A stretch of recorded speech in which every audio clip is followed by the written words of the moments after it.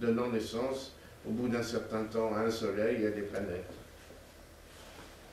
Voilà, on va voir, par exemple, là-haut, on est à peu près sûr que c'est une zone qui correspond à de la formation de systèmes solaires en ce moment. En ce moment, au sens astronomique du terme. Alors, la naissance d'un soleil, c'est quoi? Une onde de choc, compression de matière, hein, la poussière et les gaz s'agglutinent, ça donne ce qu'on appelle un egg, peu importe, et un disque protoplanétaire, et ensuite ça va donner un soleil. Et les restes du soleil, ça donnera des planètes. Et la zone où on voit beaucoup de ces proplydes, protoplanetary disques, sont particulièrement visibles dans Orion. Et voilà notamment un petit globule ici. Vous voyez la taille ici, c'est donc relativement modeste. Notre système solaire, c'est de la taille, c'est un peu plus grand que le système solaire. Hein, c'est un peu plus grand que notre système solaire. Et ça, c'est la naissance en direct d'un système solaire. Et Hubble a découvert des centaines de ces formations de globules dans l'espace. En voilà quelques-unes dans Orion.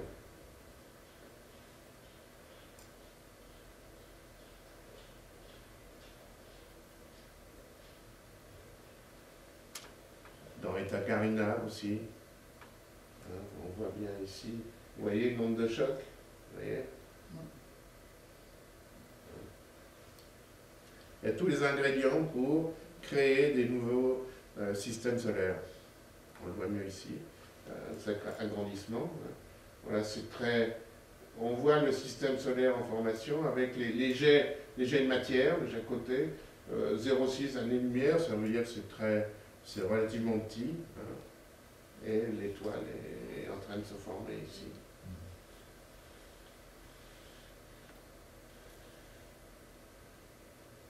On va peut-être le voir plus en détail là-dessus, dans Eta Carina.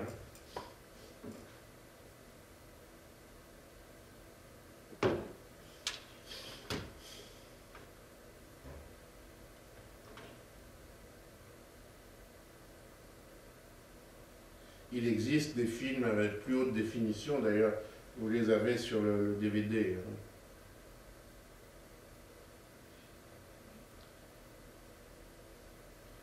La couleur n'a pour but que de donner des informations physiques sur la présence d'hydrogène, de soufre, d'oxygène, etc.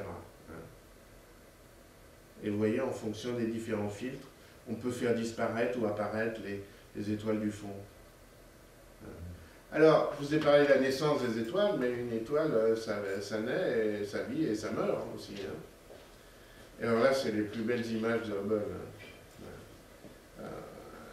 Un mot sur la vie et la mort des étoiles, vous en avez parlé la dernière fois. La vie et la mort des étoiles est déterminée par un seul paramètre, sa taille, sa masse. Voilà, en très simplifié, le cycle d'une étoile, à partir d'une nébuleuse stellaire, accrétion de matière, blung, ça commence à créer une étoile par réaction nucléaire. Alors, elle peut être soit moyenne, comme notre Soleil, hein, qui correspond à une étoile tout à fait standard, hein, rien de particulier, soit massive. Alors, ces étoiles, elles vont vivre leur petite vie d'étoile. Si elle est moyenne comme le Soleil, elle va vivre longtemps, hein, 10 milliards d'années en moyenne. Si elle est très massive, elle va brûler son hydrogène beaucoup plus rapidement. Hein. Et là, elle va vivre, je ne sais pas, 10 millions d'années, 100 millions d'années, pas plus. Et à la fin, quand on aura tout consommé, ça va devenir, l'enveloppe va gonfler énormément, ça va devenir une géante rouge, ou alors une super géante rouge. Alors dans le cas du Soleil, cette géante rouge, elle va exploser, et à la fin, il va rester un petit truc, une naine blanche au centre, qui va porter toute la masse de l'étoile. Donc là, c'est du super concentré. Hein, et les enveloppes de gaz vont se propager, vont se propager dans l'univers, et c'est ça qui est un spectacle magnifique. Dans le cas de supergéantes rouges, l'étoile ne va pas passer par ce stade-là, mais va passer par le stade supernova, c'est aussi très sympathique, et la supernova peut en fait terminer soit en étoile à neutrons, soit si c'est très, très massif, en trou noir. Voilà, alors, voilà quelques... Alors ce que j'ai oublié de vous dire, excusez-moi, stop, ça s'appelle une nébuleuse planétaire. Ça n'a rien de nébuleux et ça n'a rien de planétaire. Et c'était à l'époque de Charles Messier, quand les objectifs n'étaient pas extraordinaires. Hein. Alors, les nébuleuses planétaires, ce sont les plus beaux spectacles photographiés par Hubble. En voilà quelques-uns. Vous voyez, la nébuleuse Helix, hein. L'anneau de la Lyre, bon, très connu des astronomes amateurs. Le pneu, on appelle ça. Et vous voyez au milieu la naine blanche, l'œil de chat, l'esquimau. Bon. Et vous voyez les couleurs, hein, en fonction de justement les couleurs servent à nous indiquer la composition, hein, l'azote, l'hydrogène, l'oxygène, l'hélium, etc. Le papillon, le sablier. Évidemment, comme ce sont des nébuleuses qui explosent en gros symétriquement, ce que l'on va voir à partir de Hubble ou à partir de la Terre, c'est en fonction de notre angle de vue, ça ne va pas toujours être la même chose, c'est pas toujours une sphère ou un disque. Hein. Voilà, l'anneau du Sud, ça est super. Voilà, un petit film là-dessus.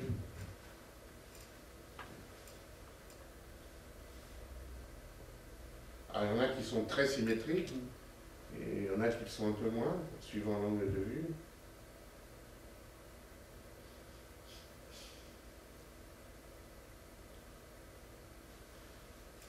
Alors évidemment, ce genre de photos auprès du grand public, ça a eu un énorme succès, et c'est ça qui a rendu quand même Hubble très populaire.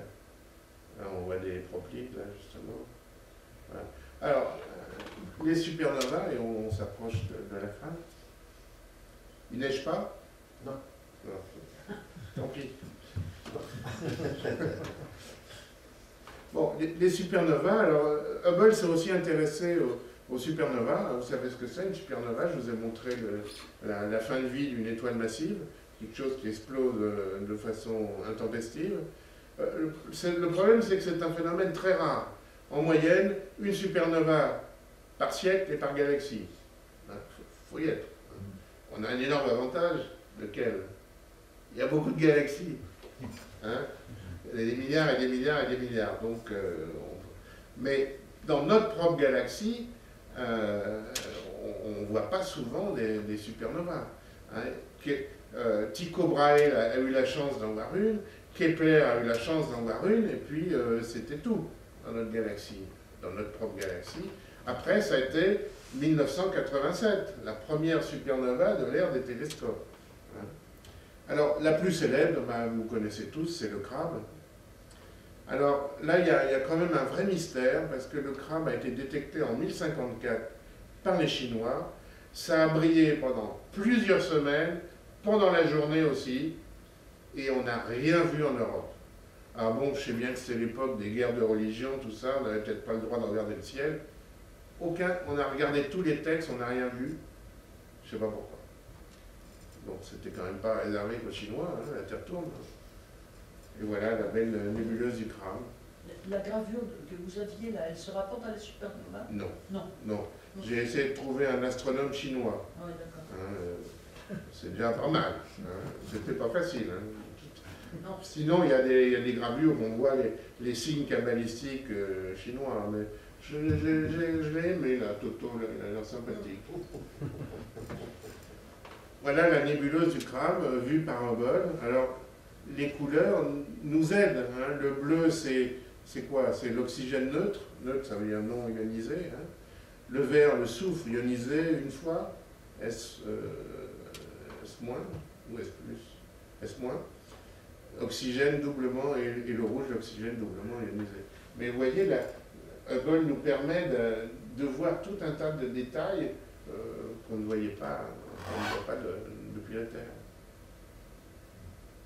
Ah oui, ça j'ai enlevé parce que le film me faisait planter le PowerPoint. Et d'autres supernovas que l'on voit, là on a la chance de les voir évoluer sur quelques années. Vous voyez l'évolution de la supernova? On voit bien l'enveloppe. Hein. Alors, voilà la supernova 1987. C'est la supernova de l'ère des télescopes, la première. Hein. Donc on voit, et là on voit l'onde de choc. Vous allez voir, parce que Hubble a pu le prendre